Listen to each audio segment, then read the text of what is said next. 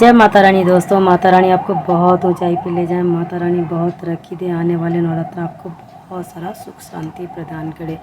Friends, मैं आप लोग को बताने वाली हूँ। बहुत सारे लोग बहुत कन्फ्यूजन में होते हैं कैसे दुर्गा पाठ का बुक पढ़ें।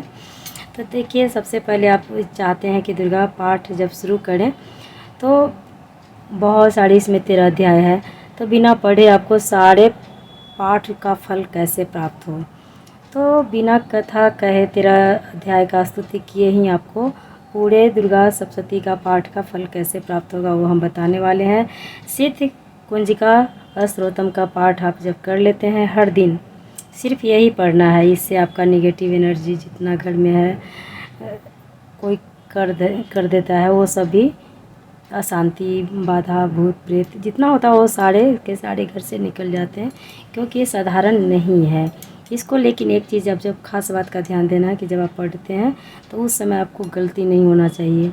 यह इतना अच्छा है कि जब महादेव जी पार्वती जी को बताए थे, और इसको पढ़ने के बाद लेकिन आपको क्षमा प्रार्थना हर दिन पढ़ना है।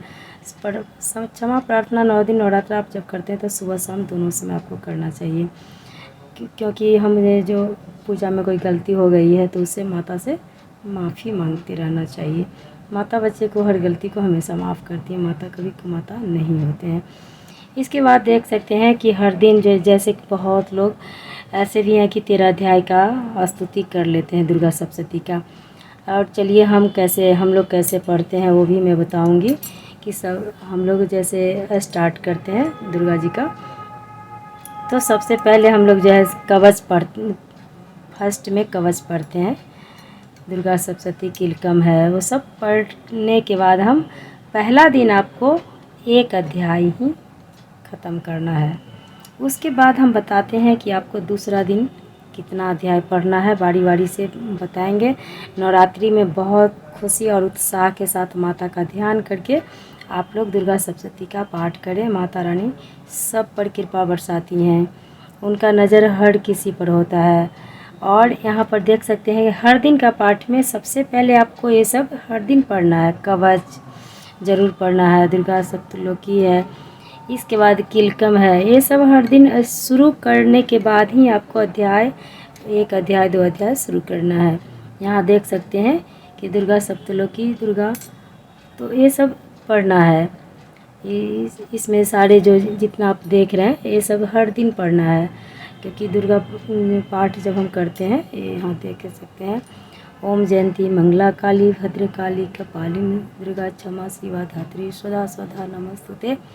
तो यह थे गरला है। ये सबको सभी को पढ़ना है। आप संस्कृत में नहीं प्रेफरेंट पढ़ सकते हैं तो हिंदी में ज़रूर पढ़िएगा, लेकिन पढ़ना है।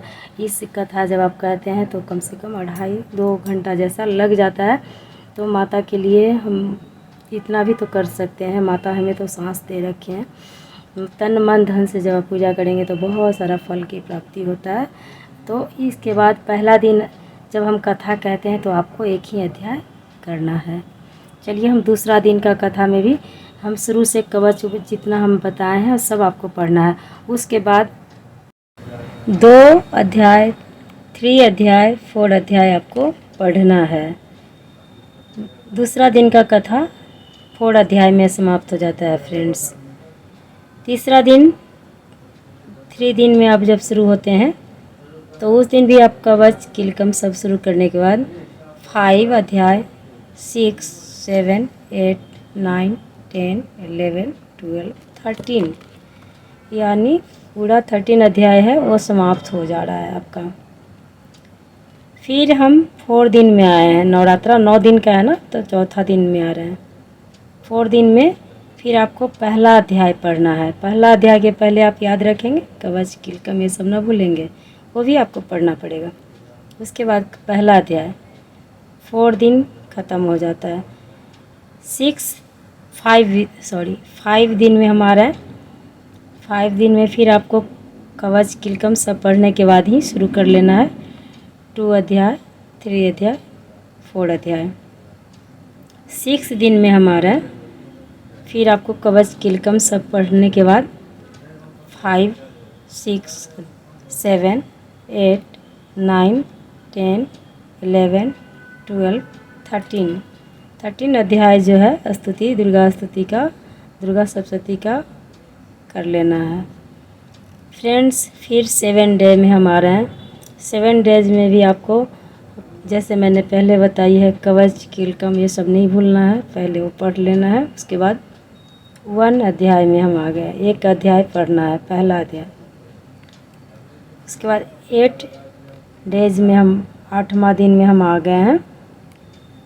उसमें फिर हमको कवच कीलकम सब पढ़ने के बाद 2 अध्याय, 3 अध्याय, 4 अध्याय पढ़ना है। फिर 9 डेज, दुर्गा का नवरात्रि इसलिए कहते हैं कि 9 डेज 9 डेज यहाँ है। फिर से आप हर दिन के जैसा कवच कीलकम सब पढ़ने के बाद शुरू करेंगे। 5, 6, 7, 8, 9, 10, 11, 12, 13 अध्याय फ्रेंड्स पढ़ लेंगे। तो इस तरह से आपका 9वां दिन ही हवन भी होता है। 9वां दिन में आपको फ्रेंड्स साइड में और भी है, वो सभी पढ़ना चाहिए। जैसे साइड में दिया हुआ है माता का मूर्ति रहस्यम, ये सब भी आपको ज़रूर पढ़ना चाहिए। हर दिन आपको क्षमा प्रार्थना भी ज़रूर करना चाहिए। दोनों समय पूजा करना है, मंत्र का जाप करना है, माता रानी का जाप मंत्र।